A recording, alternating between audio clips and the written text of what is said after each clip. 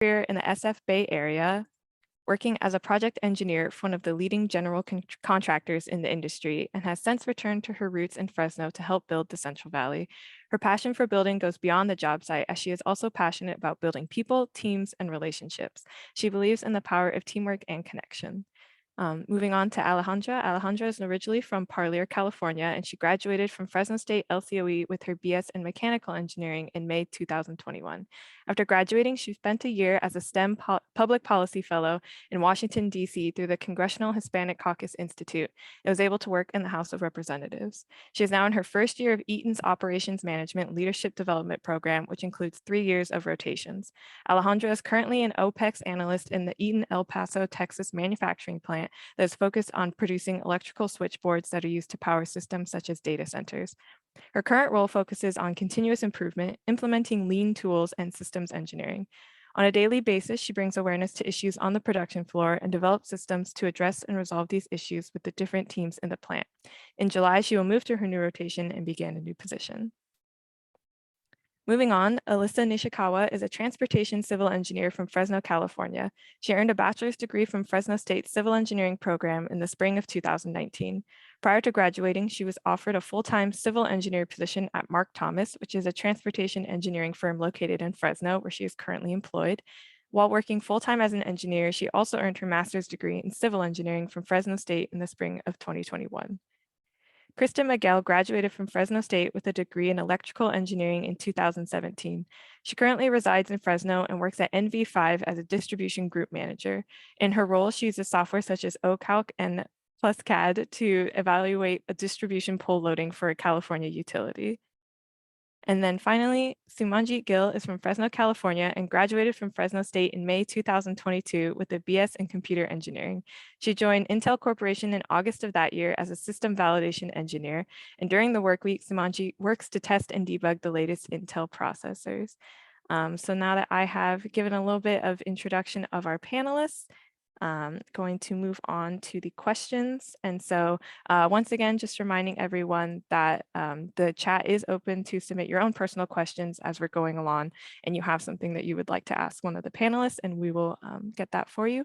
But the first question is, I just want the panelists to introduce yourselves a little bit further than these bios, kind of go into where do you work, what are some day-to-day tasks at your work, what's your background, and then how you got interested in your position. So I'll just go how I see it on my screen. We can start with Adriana. All right, so thank you for that introduction. So hi everyone, my name is Adriana Lerma and I am an engineer at Turner Construction Company. I've been with Turner for about 6 years since graduating from the CM program at Fresno State in 2017. And I'll just share that I found myself joining the construction industry because growing up, I was always fascinated with buildings and skyscrapers. So I thought, I really want to be an architect. So I took drafting classes in high school and I was set on becoming an architect. However, when I was applying to go to school at Fresno State, they didn't have an architecture program at the time, but they do now. But because they didn't have that opportunity when I was going to school, I looked for, something that could still get me close to buildings and skyscrapers. So I thought, okay, construction's pretty close to the action. So I went into it kind of blindly. I didn't really know what the program was about. But I'm glad I chose that path and it all worked out the way it did because I really enjoy what I do. I get to interact with different architects and engineers on a daily basis. So it's good to be here. When I tell people that I work in construction, most people assume that I'm out there, swinging a hammer or putting work into place, which I could if I wanted to. Turner has those opportunities. But what my day-to-day looks like is, problems arise. You're never going to get a perfect set of floor plans. So it's my job to help bridge the gap. Okay, so for example, if the drawings say, you need to build this wall here, but there's an existing pipe that can't be relocated, you need to come up with a solution. You need to, collaborate with the architects and engineers to come up with, a good solution that's not going to affect your project schedule and the cost. So those are my day-to-day. That's awesome. Thank you. So Alejandra, if you would like to kind of go into your introduction as well. Yeah, for sure. So I'm 7 months in with Eaton now. And I'm in a 3-year rotational program, so I have to be with them at least for 3 years. Once I graduated, I got mechanical engineering just because I wasn't sure what I wanted to do at the time. They didn't have a biomedical program in Fresno State, so I was told just do mechanical. It's more general. You can kind of branch a lot from out there. So I did mechanical, and towards the end of graduation, I didn't have that many offers. I only had two. It was between the Congressional Hispanic Caucus Institute and then working for NAFAC. Um, Congressional Hispanic Caucus Institute paid me like half the amount that they would have in the other job. But I mean, I kind of wanted to get that experience, so I took that risk. And even with my degree, I got minimum wage, and it was a good decision. I learned a lot. But then the program kind of came to an end, and I was freaking out because I didn't know what I wanted to do next. So I got with my mentor, and she was kind of like, "Well, what is it that you want to do? What is it that you like?" And I was like, thinking back to my college years, the things that I really liked was like whenever I had a project, kind of taking lead on it, planning it, stuff that you kind of do in senior design. I like that. Some people don't, but I did. And so she was like, it sounds like you want to kind of do some type of project management. And so she was like, okay, my best friend, when at the time she was a Fresno State, she applied to this program, which is the leadership development program at Eaton. She's like, just try it out. I feel like it's a great opportunity because there's so many sectors within that company that you can kind of figure it out. So I applied, got in. So right now I'm in El Paso, Texas, which is like right off the border of Mexico. Juarez, Mexico, they also have, or Ciudad de Juarez, they have a plant there. So we work with them closely. So right now as an OpEx analysis, I'm kind of just finding ways to improve systems here. I'm not gonna lie, I don't really do a lot of hands-on work here. It's more about communicating with people here, trying to find where we're having like bottleneck issues and trying to resolve those issues. So I kind of personally like it. I think it's something I'm wanting to learn more about. I'm seeing a little bit more of like interest in management. And so that's why sometimes like my boss is like, I know you got a degree in mechanical engineering and you're not necessarily doing hands-on, but your degree in engineering is so useful because no matter what it is that you study, you learn to problem solve and you're able to apply that to everything. So that's kind of what I'm doing right now. Thank you, Alejandra. So moving on to Krista. Hi, everyone. So my background and kind of how I got into engineering in my my career journey in the last 6 years. So I am from Fresno, born and raised, went to Fresno State, obviously stayed local, which that was a really great decision for me. I was in the Lyles College of Engineering honors program at the time. So I actually had a full scholarship to Fresno State, and I'll never forget how much that benefited me, not having to have any debt when I graduated and basically being able to like immediately just like go into work and start saving money and not having to worry about that. So I'll always be really appreciative of that from Lyles College of Engineering. So immediately after graduating, like I think it was like within 2 weeks of graduating, I moved to Orange County in Southern California. I was there for about 4 years. I'm back in Fresno now. I've been back in Fresno for since summer of 2021, so coming up on 2 years. But the reason I moved, kind of similar to Alejandra, I had a couple full-time offers, but I also had this offer for a temporary 1-year internship with Disneyland as an engineer there. And if you know me, you know that I'm like very, very hardcore Disney. So that was something I just could not pass up. Like a similar thing, it was temporary, it was going to be less money, but zero regrets on that decision. I worked in the the backstage area of Disneyland. There's a big green building that if you're driving down the 5 freeway, you can actually see it. And a lot of people don't realize it's actually the Disney building that's like right behind Toontown. So that's like where all their engineers work. And like other departments as well, like their HR and finance, but they have a pretty large engineering department at Disneyland for lots of like on-site, things that break in the field or rides go down. So I was in the facilities engineering department, which included the electric utilities. So they got their power coming in from City of Anaheim, and they kind of managed their own grid and kept a record of all their transformers and equipment that they had. So I was in that department getting familiar with all essentially like their backstage area where all those transformers are and their equipment, and kind of mapping out everything that they had that powers which individual ride or restaurant. So super fun. I love doing that. But when it ended, I was kind of like in a similar boat where it's like, okay, well, this is over. I need to, get my actual full-time job now. And so I ended up going to City of Anaheim because I kind of made that connection there while I was at Disney, because they were working with those engineers because that's where their power was coming in from. So I was there in their electric utilities department. I didn't stay there very long. I was there for about a year, and then I was at I went over to, so I've been in utilities my entire career, electric utilities. So then I went over to a consulting firm called TRC that was doing contract work for PG&E and designing poles and modeling them.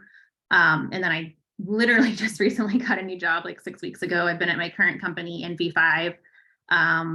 And it's very similar to my last job, but it was just a good opportunity that presented itself. And now I'm actually working with SDG&E. So I thought that'd be nice to get a different utility industry, or not industry, but different utility contractor under my belt. So it's very similar to the type of work I was doing in my last position. I'm a contractor, but I'm now doing work for SDG&E instead of PG&E.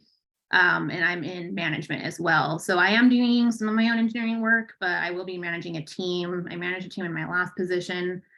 Because I'm super brand new right now, they're easing me into it. So I haven't gotten my team assigned yet, but they'll be kind of switching me back into management within the next few months. So right now I'm kind of just focused on the engineering side. So it was like a nice little break because I was in management my last job. So now I get to do some more engineer type roles again for the first few months here, and then I'll be going back into management soon.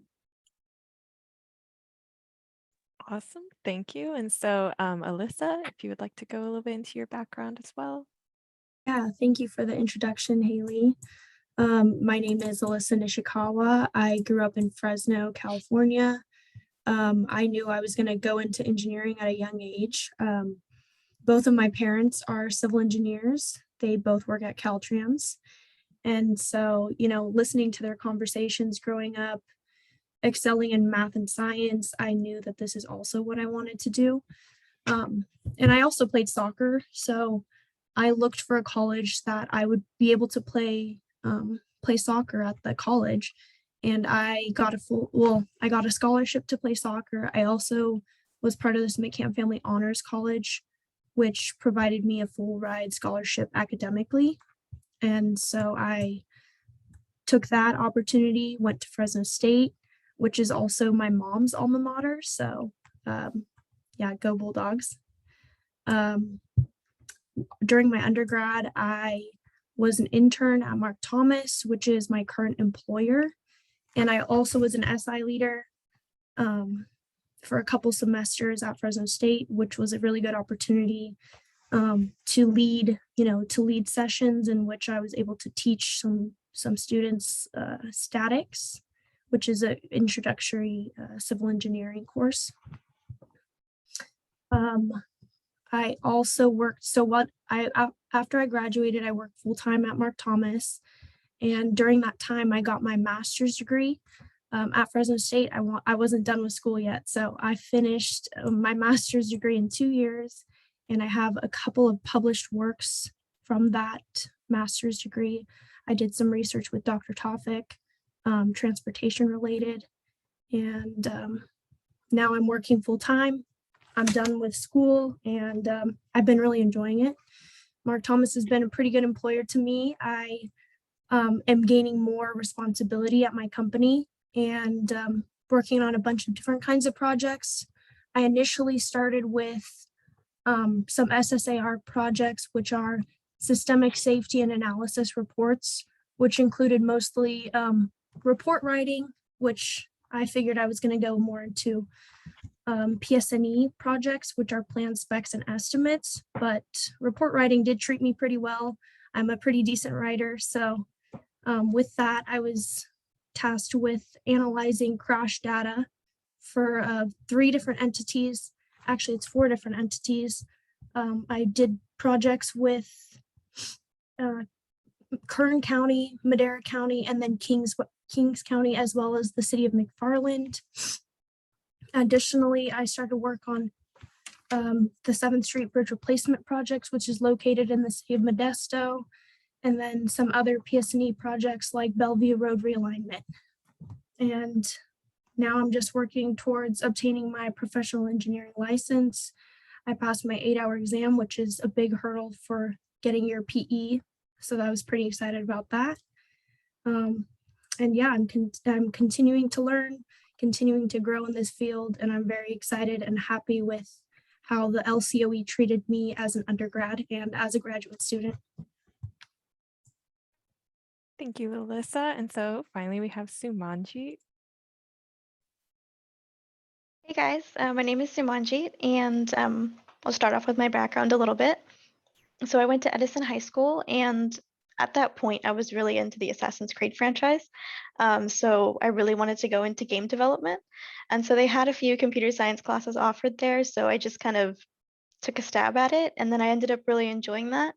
And then afterwards, I applied to Fresno State, and like Alyssa was also part of a SMIC camp. And so from there, my time at Fresno State was really amazing.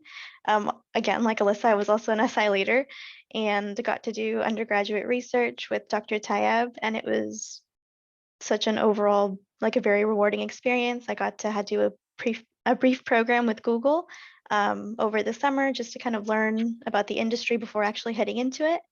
And so now I am at 6 months with Intel. Just last week, I hit that milestone.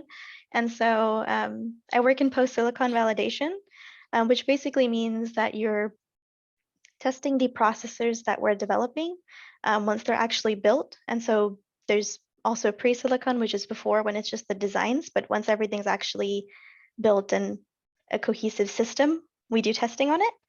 And so going into some kind of day-to-day tasks, when I get it ready for work, I check my emails, see any new issues that might have come in overnight from our other departments around the world, and maybe any updates on issues that we're already working on. And so that's kind of like the main start of the day that kind of gets your agenda set up for the rest of your day and even work week. And I also do daily testing. So maybe I have a test running on a few different systems and check to see if the results of those align with anything we've already seen or if there's something new. So something that might be an example is like a blue screen of death. So if we see one of those, kind of figuring out how we can narrow it down and kind of reproduce that issue C that we can actually target with the offending instruction or program might be, to be able to correct that and see how our design improves in the next test cycles. And so there's a lot of communication with my own team and then with other teams from different domains.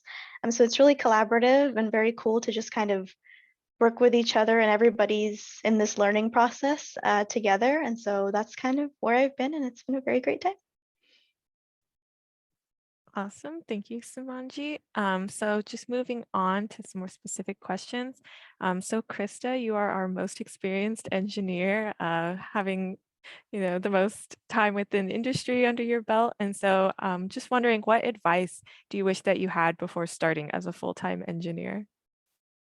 So I think, so I've been out of school now for almost, I think 6 years. Yeah, 2017. Yeah, so I've been working essentially like right after I graduated, I went over to Disney and I started there like within 2 weeks. So my career path has not been linear. It has not been how I thought it was going to go. So I think if I had been given that advice, like your career is not going to like go every step of the way how you want it to. Really to just be adaptable. I did not think I would be a manager in a consulting firm. I didn't even think I would end up at a consulting firm, actually. I think I had thought about just either, obviously, I wanted to work at Disney, but it's very get a full-time locked-in position there. So after that, when I was at Anaheim, I thought I was going to stay there for a while, and I got unexpectedly laid off from City of Anaheim, I think like 10 or 11 months in. So I actually found myself unemployed, and again, not part of the plan at all. There was like nothing I could have done to change that situation. It was not expected. So the job I got right after I was unemployed for like, I think like 2 to 3 months, which looking back on that, and it was before COVID too. So it was kind of like, it was like in 2019 when this happened. So I guess in terms of timing, it was kind of good. I mean, it's never good to lose your job, but good in the sense that it was before the pandemic when a lot of other people lost their jobs. So the market was still really good. So looking back, I'm like, okay, 2 to 3 months to get a new job, that's actually like pretty good, because sometimes people are unemployed for like 6 months, a year, especially if the market's not good. And something else I learned in that experience is that getting a degree is in engineering is really good because it's a desirable job. Like there's lots of jobs out there. So I was fortunate to find a new job fairly quickly. And that was with a consulting firm, which again wouldn't have been like the path I envisioned myself in. So I kind of just learned in that experience, like things didn't go how I planned, but they actually kind of in a way turned out better because that had happened to me. Because consulting firms, you can move up very fast. I think if I had been in like a traditional company, it would have taken a long time for me to get promoted. So I got promoted at my last company to supervisor, like within 2 years of being there. So it really, I mean, it just depends on what company you're with, but I was able to move up fairly quickly because they recognized that I was good at what I did and the opportunities were there. And that allowed me to come over to my current company and be still in a leadership role. So I got to move up fairly quickly out of like what started out as a bad situation. So I think just knowing that you don't have to have a linear career path. It doesn't have to go perfectly. Sometimes something unexpected will happen that you didn't want to happen, but you can redeem it in a better way at the end. Thank you so much. So conversely, Sumanji, as our most recent graduate, what advice do you wish that you had had before starting as a full-time engineer? Yeah, so I think one of the biggest things that I had to get used to once I started working is that asking questions to senior people isn't as scary as it feels like it might be. So, once I got to work, asking questions in like different settings was always very encouraged and admired, no matter how like trivial they might seem.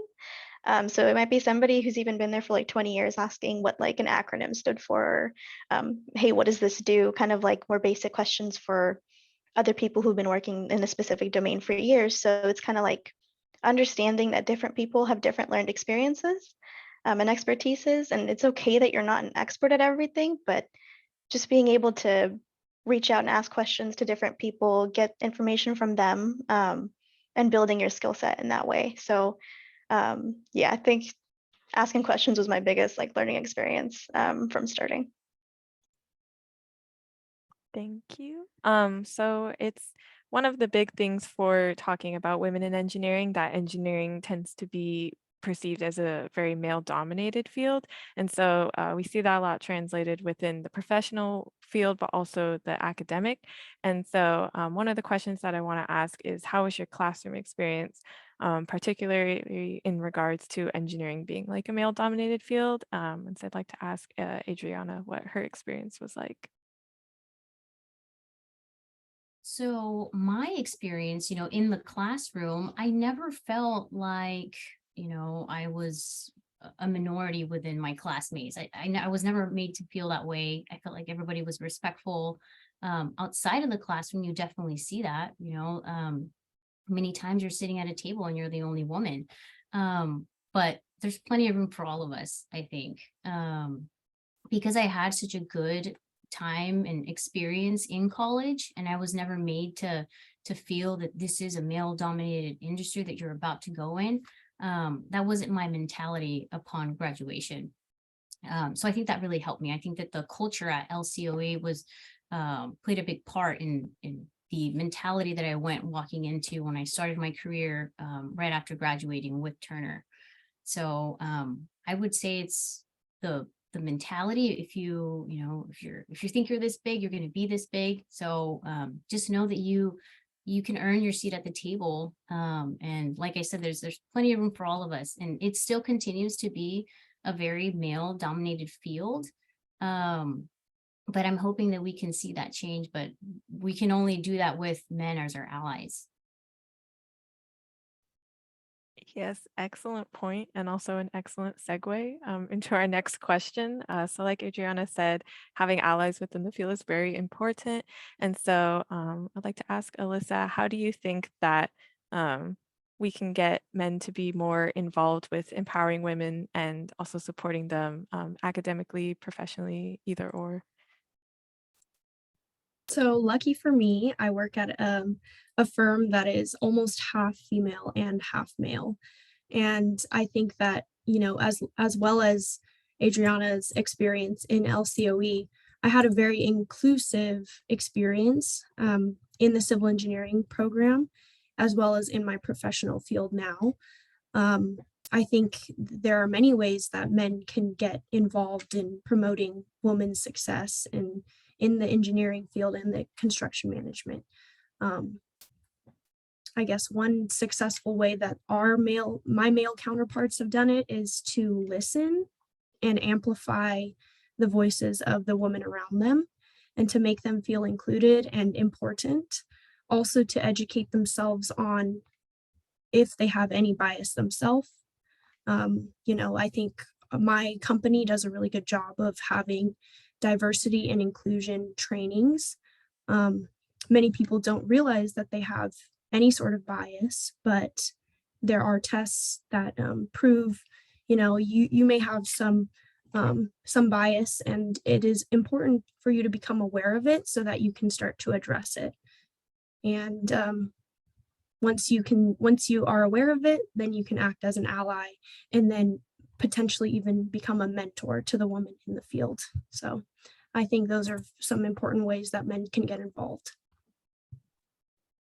Thank you so much. Same question from Alejandra. How do you think that we can kind of bridge the gap between, you know, the men and women within engineering and empower women more within the field academically and professionally? Yeah, I mean, I think it just all boils down to sharing the space. And I mean, like, for example, in my current position, I work in a place where it's predominantly where a lot of the people on the floor, a lot of the engineers, a lot of the staff here, they're all of Hispanic descent. We're constantly talking Spanish here. And in a manufacturing floor, most of the time you're going to see mostly males. And so I feel like here also, because I mean, I grew up in a Hispanic household, I share the culture, I understand it.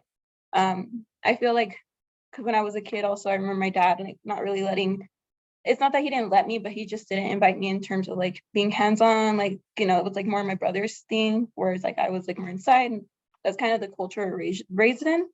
And so I was kind of scared coming here because I know like men are kind of like wanting to like do more of the hands-on work, but a lot of the allies here, they're here to like, you know, put me into those rooms and like share those like ways of doing all these things that are hands-on, as well as including my voice in these meetings. And so I think it's a lot about as being an ally to share those spaces and to invite them, because there are some times where you don't really feel invited. So kind of including you in that conversation and bringing you like kind of into the spotlight to showcase to everyone, like, you know, she's capable of doing everything that we are, and so let's not exclude her. So I think a lot of that is, and I mean, even like right now, I'm part of the SHIP committee for the Eaton as a corporation. And so one of my coworkers, he reached out to me because he's like planning a workshop for SHIP Tina, which is Latinas in SHIP. And so he even asked for like my input, and he was asking me how can I be a better ally in these spaces. And so asking that and just trying to bring more awareness to it is obviously kind of the big thing. But a lot of what Alyssa kind of touched on, I think, is really important as well. Thank you so much. And so, taking one of the questions from the audience. So, someone asked, where do you see yourself working in 5 years? Do you see yourself at the same company or maybe at different companies? And so, Sumanji, I'm kind of interested in what you have to say as someone who just recently started working within your company. Yeah, honestly, I'm really loving where I am, just because the people here are all very supportive, and open to just having people speak their own inputs into meetings and things like that, and being taken, um, just being spoken to and like treating each other very respectfully. and promoting that sort of learning. And so I think that I still would want to be with the company for sure. I would want to get to a point where maybe I can work in kind of the mentoring system, maybe just to help with other women who are joining and kind of fostering that sort of relationship with someone, and to kind of more long term than 5 years, maybe get to some sort of managerial positions to kind of do that, but for a greater team. Thank you so much. And then same question for Adriana. Where do you see yourself working, or see yourself in 5 years, just in general? So in 5 years, I would like to be with the same company. There's a lot of people within Turner that have been with the company for 20, 30, 40 plus years. So it is nice to have that tenure. So I would like to see myself with Turner, hopefully in a leadership position on a bigger project. And I think that I do see myself leaving Fresno once I'm done with this project. And that's the beauty of it, I guess, is being able to travel when you work for a company that's nationwide. So I'm looking forward to the next 5 years. That's great. Thank you so much. And so one of the questions I would like to ask, if you could time travel and ask any engineer any question, who would you pick and what question would you like to ask them? And I'll open this up to Krista. All right, so there were 3 Hungarian engineers that invented the transformer. I'm not going to try to say their names because I'll say them wrong, but basically you could Google it, who invented the transformer, they'll come up. So I've always been interested in, specifically within electrical engineering, I've always been interested in power, because electrical engineering is pretty broad. You can go into aerospace, microelectronics, signals and systems, but I've always liked power and the utilities industry. And I've always just been fascinated by like how power literally comes into our houses, but it's generated out of, it comes from these large generation plants that travels like thousands of miles through substations and then into smaller substations, into poles that have transformers on them, or they could be underground, and it's an underground transformer and it's in your house. So like even since I was a kid, when I would see like the transmission towers, for example, when I was a kid, I thought that they were these like metal wire robots because I was like 5 years old, and that's kind of what they look like. And so I've always just been fascinated. So I would go back and I would just want to talk and be like, how did you come up with this idea? How did you like decide that we needed transformers? Obviously the answer is so that we can have efficient power that can be transferred a long distance. So you have to reduce the voltage. Otherwise you would have all kinds of issues if it was just high voltage coming into your house. So, but yeah, I mean, that was developed back in like, I think like early 1800s. So, I mean, now when I do my job or anything, like I'm always looking up stuff on Google, right? Or I'm asking someone and I'm like, none of that existed. Like, it's just kind of fascinating to think like how that technology was developed back then when there was really no resources out there. So yeah, I would just want to sit down and talk and be like, how did you come up with this? And what did you do to figure it out without resources? You, Krista. So another question that I think is very interesting. What is the most challenging engineering project that you have worked on? And I'll open this up to Alyssa if she'd like to go into that. Awesome, thank you. I guess my first PS&E project, which I said was plans, specs, and estimates, was probably my most challenging. This is the 7th Street Bridge Replacement project. Just a lot goes into it. We're a sub-consultant on the project. The prime is the structural group that is actually the one designing the bridge. We're doing the 2 intersections surrounding the bridge, as well as the roadway on the bridge itself. For this project, I built my first corridor, which is using AutoCAD Civil 3D. And it was definitely a big learning experience because I'd never done that before, but luckily I had plenty of good guidance in my office. And then I also designed the 2 intersections at on the project. And I have been continuing to perform utility coordination for all of these relocations that will happen because of the project. Utility relocation is a very tedious part of all of the engineering projects that I have encountered. You know, you always have to stay in touch with the utility owner and keep your clients and everybody else in the loop in regards to communicating. So that has been an ongoing process that I'm sure will be many, many months in the making. I also designed a water line for that project, which I didn't think was necessarily in a transportation engineer's wheelhouse, but here I am finding myself, you know, designing a water line. So that was a pretty cool experience as well. Awesome. Thank you so much, Alyssa. Same question for Alejandra. What do you think has been your most challenging engineering project that you've worked on?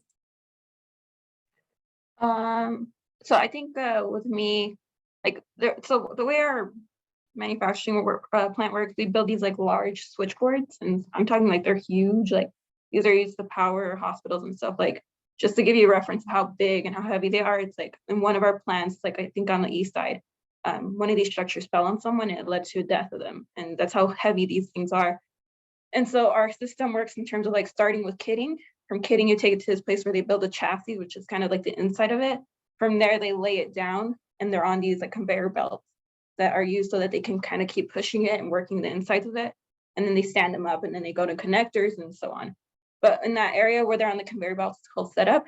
And so what we're realizing is that the flow of moving the chassis into that area was causing traffic. It's a very big safety hazard. So we had to kind of move the conveyor belts. So there's 3 rows of them. We had to move this one to this side and this one to this one. And you might think it's just a simple move, like you just get a crane and move it, but no, like there's a lot of regulations that go into it. You talk to environmental health and safety, you have to talk to contractors, you have to try to do this after hours so that doesn't mess with production time in line. So there's a lot of things that go into that project. And it was kind of my first few months, it was about a 3-month project. And they didn't necessarily just put me into it, which I'm very glad, but it was kind of like I was co-leading it with another engineer in the plant. And so there was a couple of times where she didn't necessarily leave me alone, but it was just like she left me with another engineer and they weren't letting me lead. And so they were like, okay, what do we do? What the contractors would come in and be like, okay, where do you want this? And how do we do this and this? And so it was like my first like real life experience of like leading a big project, because this costs about $4,000 to $5,000 for all these changes and all this other stuff. And there was times I didn't have answers. And so the other engineer was like, okay, like let's take it back, like let's look at these plans and stuff like that. And so that was like my first big project that was a little bit of a challenge, and it taught me a lot about, obviously I did mess up a couple times, but it taught me a lot about the planning and preparation that goes in that, the permits you need, the people you need to talk to. And so again, when you're doing these projects in your classes, take that into consideration of like, how am I going to go about organizing this flow and, you know, making sure that everything, all the boxes are getting checked and stuff. And so that was like my big first experience in an engineering project. That's awesome. Thank you so much, Alejandra. And so taking a question from the chat, what particular resources helped you succeed in your individual paths through the Lyles College? And then what do you think the Lyles College could do to better engage and foster female students to persist and succeed in engineering, construction, or architecture career paths through the college? And I'll go with Sumanjit, if you'd like to go into this. Yeah, I think one of the biggest things for me at LCOE was having SWE. So just attending those meetings and kind of building your network and having this support system with you was, I can't even describe like in words kind of like how important it was, but it was really important just to have everyone with you, some people to talk to who really understood you on that level, and were just there to support you and your endeavors. And so I think kind of having more events, maybe even like this, just having people come back and connect, and, you know, kind of encouraging everyone else is kind of hopeful to see. So even at work now, we do have, you know, women in tech panels where we all come together and we kind of build sort of a same network and just encourage each other, help each other out. So I think just really promoting and building a community between the women who are studying now and those who have graduated is probably one of the best things to kind of help encourage and keep people in engineering. Thank you, Sumanji. And then same question for Adriana. So yes, so similar to what Sumanjit was saying, I think taking advantage of, the groups that you have within the college, all the extracurriculars, community is really important. The LCOE does a good job at promoting all the extracurricular groups that they have in the student organizations. And I think that it's good to have events like this. You see people that have graduated and can speak on their college experience and how being involved in student organizations helped them. For me, I was really involved my last 2 years of schooling. I did in the construction management program, we have something called the Reno competition, and you do a real life, it's almost like a mock presentation. They give you a real life I guess RFP, which is a request for a proposal, which is something that we actually deal with on a day-to-day here in life after college. And it really gives you that real, I don't know, experience, I would say. But at the same time, what it's doing is you're building leadership skills, you're building, teamwork skills, communication skills, which are all so, so important as you go through your career. So. Thank you so much. So going on to one of the next questions, what do you think is the most important skill for an engineer to have? And I'll ask Krista what she thinks that is. Sorry, before we move on from that last question, Haley, I would like to add, I think the LCOE is doing a really good job too of I think the LCOE started the mentorship program a year or two ago. And I wish that they had that for me when I was in college still, but it's essentially for freshmen, and they can reach out to a mentor who, it's like one of us who's a professional, and ask them questions, even meet with them over the phone or in person if the mentor would like to do that as well. But it's somebody that, has experienced everything that the student has gone through and can guide them through whatever is going on in their life, or provide guidance through courses, like help them with making their schedule, book recommendations, stuff like that. So I think that's a really good tool that everybody should take advantage of, for the freshmen at least. Yes, thank you, Alyssa. That's such a good point. The mentorship program for the Lyles College, I've heard great things about it. And then so going on to what the most important skill that you think an engineer should have, and then kind of piggybacking off of that, just what do you think an effective engineer is in your eyes? And then I'll ask Krista what she thinks important skill, and then what makes an effective engineer. So I think from what I've seen in my experience so far, probably the most important skill would be how efficient you are with your workflow, or I guess in other words, how you manage your time and your tasks. Because at least in the consulting world, everything is very driven by budgets and how long you're spending on a project, because you're essentially doing the work for another company, and that company's going to pay you, but they're only going to pay a certain rate. So if you're not doing that work in the amount of time, essentially the time that they're going to pay you to do it, you're losing your company money. And I've seen that in certain work tasks, there's multiple ways to do things and multiple orders, I guess, that you could start, like if there's like multiple deliverables, for example, there's not necessarily one way to do that or one order, but there's certainly more efficient ways or efficient orders to go about doing things. So I think in that kind of this will come with experience on your projects, but looking at ways that you can eliminate time spending on a task, because the faster that you can get it out and submitted, obviously with it still being correct and high quality, essentially the more you're making for your company. And I think the second part to that question was about like just what makes an engineer effective, right? Yes. So yeah, I think just in addition to making your budgets, making your deadlines, having a solid technical foundation, and this is just going to come from experience in your job. But what you kind of want to do with that is you actually, as you're gaining experience and you're kind of becoming an expert in what you do, you're going to want to pass that information on. You're going to want to be able to train others in your team, train other new hires, or even like summer interns that might come into your company. So really just building up your technical abilities through your projects and being able to give that back by training the next round. Because I mean, you're always, at some point, you're going to be like the new person in your job, the new person like just starting your career, but like eventually we're all going to have been in our careers for like 10, 20 years, and we won't be that new generation anymore. So I always just kind of focus on what can you do to add value to the next group of new people coming in, like the new generation. Thank you so much. So going through some of the chat questions, just kind of combining them because they do go together a little bit. Did you see yourself in this career path when you were younger? And then now that you're in this career path, what do you think is your favorite part of it? And so I'd love to hear Alyssa's input on that. Yes.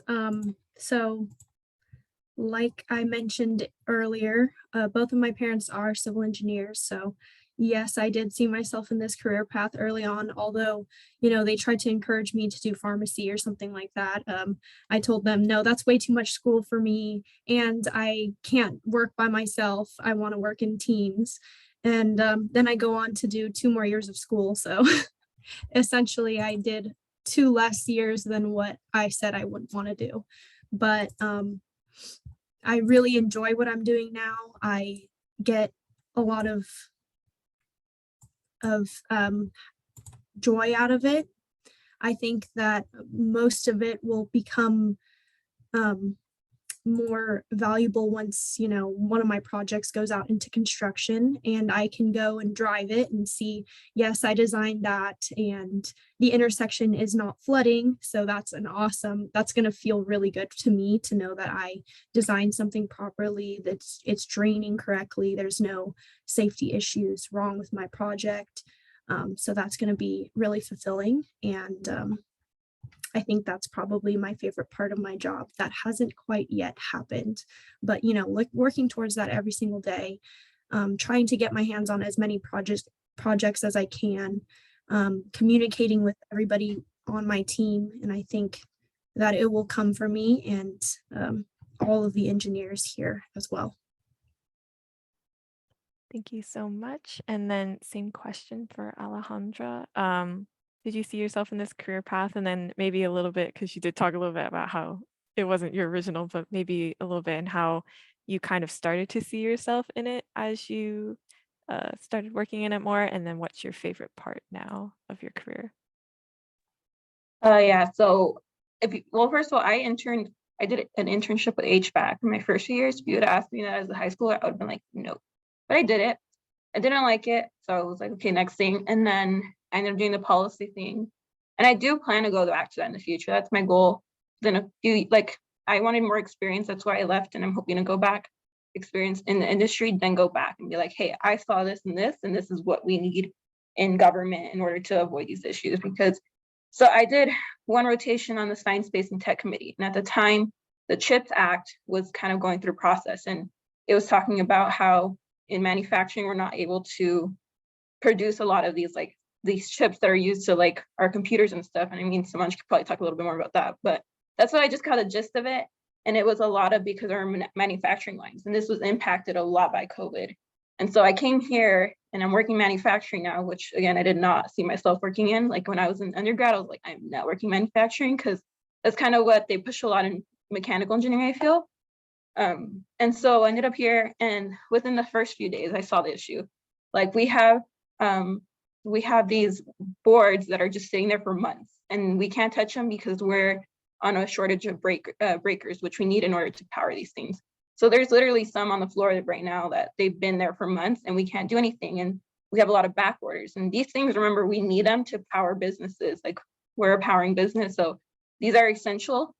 And so it just kind of, I saw a lot of the issues in supply chain, and really it's no one's fault. It's just, we don't have the materials and you kind of just have to sit there and wait.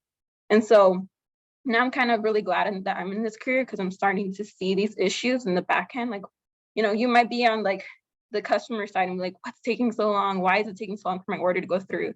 And you're in the manufacturing floor, and you're starting to see like, this is why. And so it's been a really good experience, I think. And there's definitely some frustrations, but it's opened my eyes a lot. And I'm hoping, once I do get to that point where I feel like I have enough experience and go back into STEM policy, that I can speak for it and, hopefully talk to leaders to change or like cause or to create solutions for these issues. And so at the end of the day, I'm really glad I chose this path.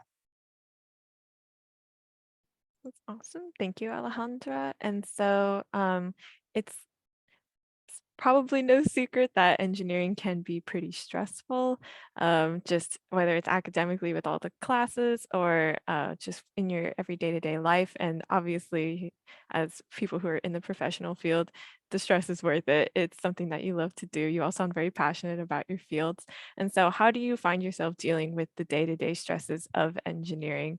And I'll go to Samanjeet for this question first. Yeah, so one of the biggest things I had to kind of realize is that both in like at my time at Fresno State and now, is just giving yourself space to kind of take care of yourself mentally, and giving yourself that grace. And so I think one of the biggest de-stressors I do is play my bass. I just started learning, and so kind of spending some time playing music, just having music on in general, kind of grounds me back to reality a little bit and not get carried away about hey, I have to do this tomorrow. I need to talk to this person, and see like a few tasks that I need to do or get done like pretty soon. Just kind of putting on music in my headphones and kind of taking a second to step back kind of brings me back and like, okay, everything will get done. Just write it out, make sure to take your time, and don't overwork yourself. So I think music is kind of my saving grace and kind of helps me de-stress a lot. Thank you, Sumanji. And then same question for Adriana. How do you find yourself dealing with the day-to-day stresses of engineering? Yeah, so, similar to Sumanjit, being a good planner, staying organized, and also most importantly, getting good sleep. What they say, a good day starts the night before. So if you're intentional, I have, X amount of meetings that I need to get through tomorrow. So I need to make sure that I do, X, Y, and Z. Just making sure that you stay organized, be diligent, have the tenacity, and don't forget good sleep.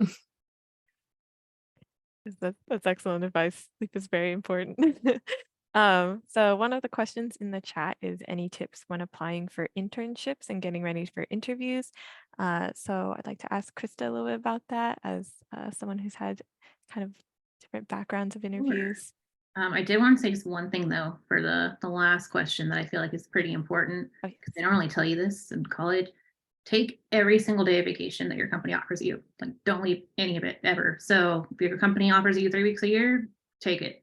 I mean, you can take it kind of how you want. You don't have to take it all at once, but take a couple days here or take a week off here. Like, that's just like critically important for your health, is to take your vacation. And I think like corporate America kind of has like this negative connotation around people taking time off, which is, we got to debunk that and tell people to take their time off. It is so important to take your vacation. So anyways, I just wanted to say that, like, even when you're in your first year of your job, don't think, oh, I'm new, I can't take vacation ever until I've been here 5 years. Like, just take your vacation, trust me. So just wanted to add that. But so the question on internships. So I did a lot of internships.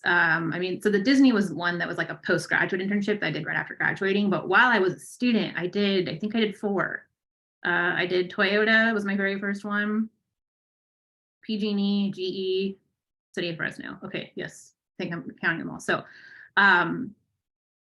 SWE and SHIP got me those internships. So I would start there, absolutely start there. If you're not in a student organization at Fresno State, my first question would be, why not? Because it's only positives. So my internships came from going to the conferences. So those are usually like October or November every fall. And I believe this is still true. When I was a student, we had like IRA funding and other programs so that you wouldn't have to just like pay out of pocket, because flights can be very expensive when you're in college. And a lot of times the conferences, it seemed to be that they were always on the East Coast. It was very rare that they were ever like in California. So, but there's definitely programs to, get funding for either the hotel, the flight. So, obviously your club president will have more information on that, but go to those conferences because that's where they do like on the spot hiring. Not to say that you can't get a job elsewhere, but that's just kind of like the easiest route to go. And the reason it's the easiest is because there's hundreds of companies right there ready to talk to you. So it's just a little bit, I guess, more efficient to kind of get your resume out there to a bunch of different people all within the same week. They do on the spot interviews. That's kind of what happened for me when I did, Toyota and GE and PG&E were all from either a SWE or a SHIP conference where I interviewed at the conference. And usually within like a few days of being back at home, they'll like call you up and let you know if they're hiring you for that following summer.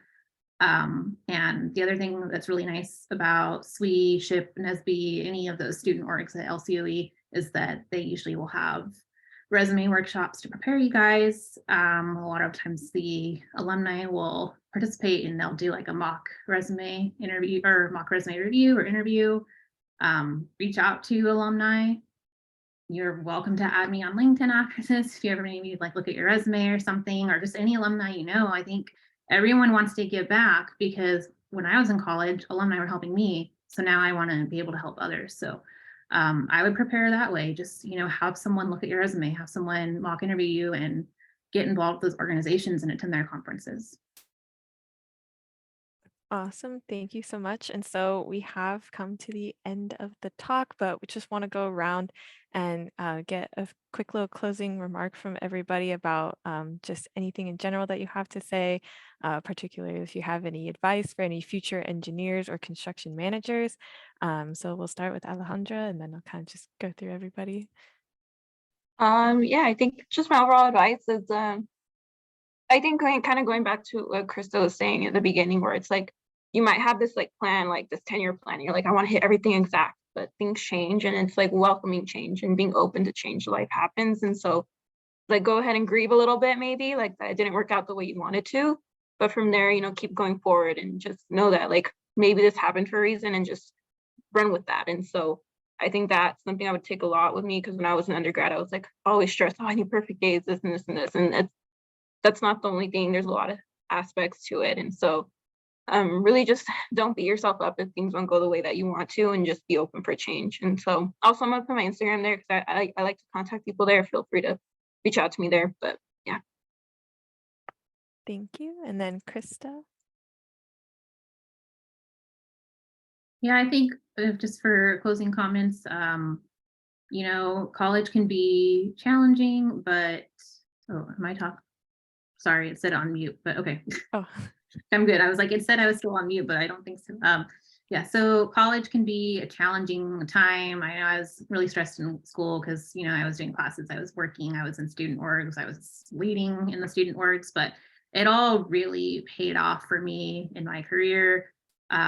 Just be open to different opportunities.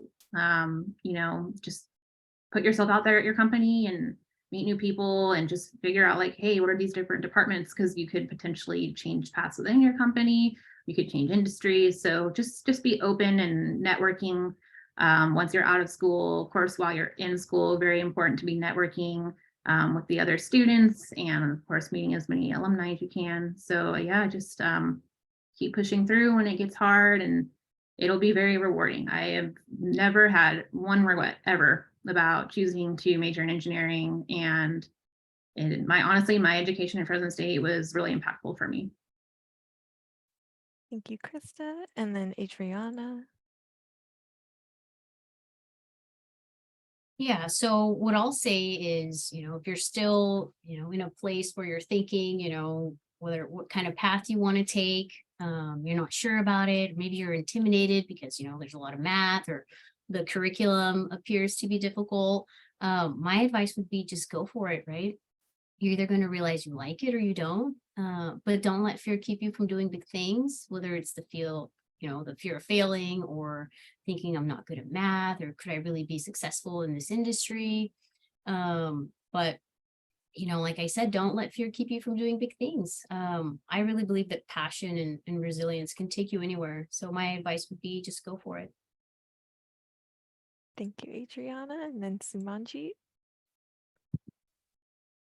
It's kind of similar to what was previously mentioned, but just be present in your spaces, whether that be just in the classroom in your different student organizations, and to really be proactive with your learning.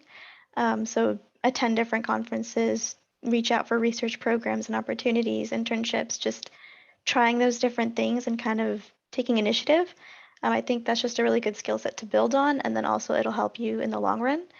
And just connecting with everyone around you, other students, other alumni, professors, kind of building sort of mentor relationships or just relationships with your fellow peers, that can be really beneficial for you as well. And yeah, feel free to contact me as well, LinkedIn, and also like Alejandra put my Instagram in the chat.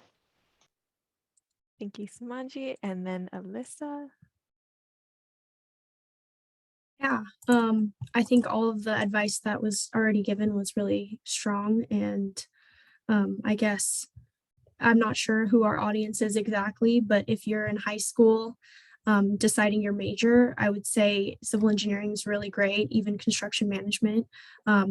We definitely encourage more women to be in the field, and I think it's really rewarding, like everybody has already stated. But one of the tips that I would give for a high school student is to build a strong foundation.